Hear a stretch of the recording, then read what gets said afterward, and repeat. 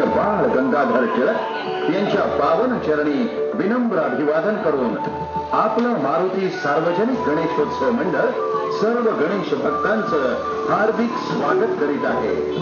मंडळ यंदा 41व्या वर्षात पदार्पण करत आहे.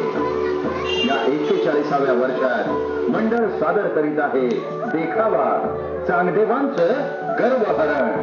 चांगदेवांचं गर्वहरण.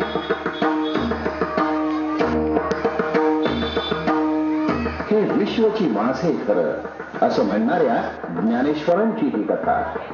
संपूर्ण जगतासाठी दुरितांचे तिमिर जावो, विश्व स्वधर्म सूर्ये पाहो, जो जे वांछील तो ते लाहो, प्राणी जात.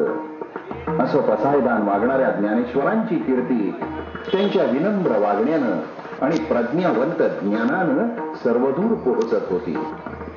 श्रेष्ठ योगीराज चांगदेवांपर्यंत ती पोहोचली. चांगदेवांना आपल्या आत्मज्ञानाचा गर्व होता. त्यांनी ज्ञानदेवांना भुर्जपत्र पाठवलं.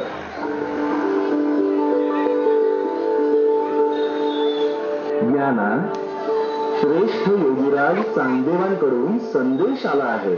पण कसला संदेश दादा?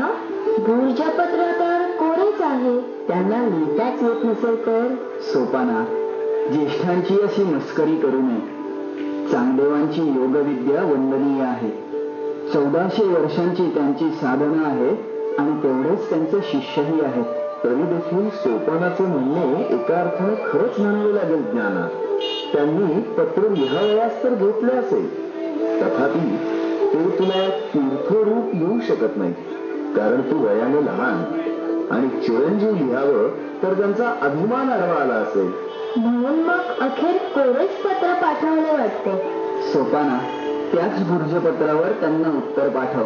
म्हणावे, संपूर्ण विश्वाचा चालक तुमचे ठाई आहे.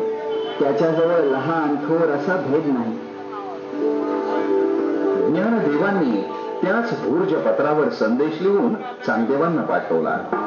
योगीराज चांगदेवांनी ज्ञानेश्वरांची भेट घ्यायचं ठरवलं.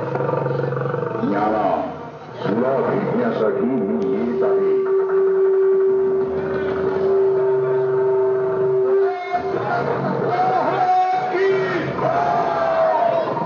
सर्पाचा चाबूक हातात घेऊन वाघावर बसून चांगदेव ज्ञानेश्वरांना भेटायला निघाले.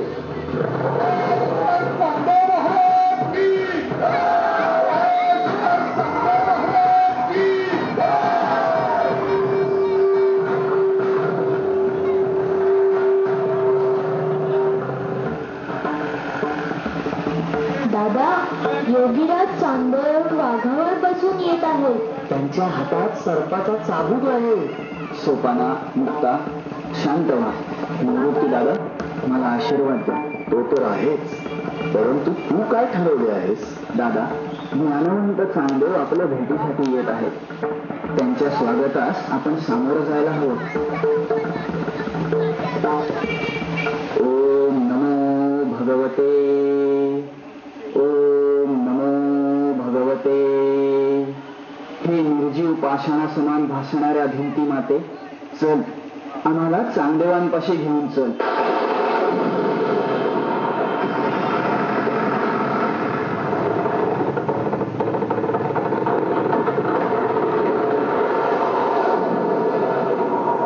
आणि क्षणार्धात ती दगड विटांची भिंत चालू लागली.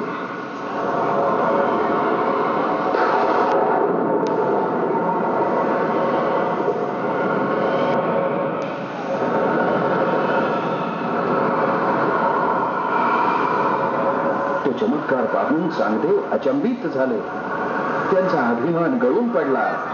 आत्मज्ञानाच्या त्या तेजानं त्यांचे डोळे दिपले.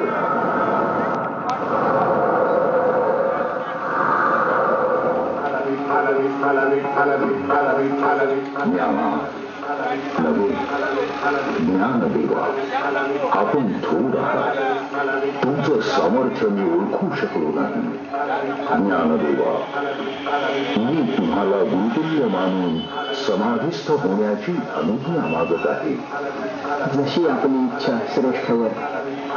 ज्ञानदेवांनी दाखवलेल्या आत्मज्ञानाच्या साक्षात्कारानं चांगदेवांचा गर्व अभिमान लोप पावला.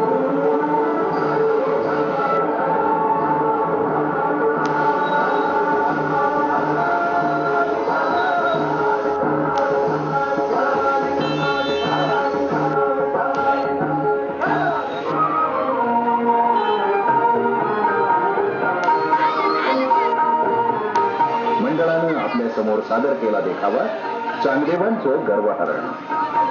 मंडळाचे अध्यक्ष रवी परदेशी, श्रींची मूर्ती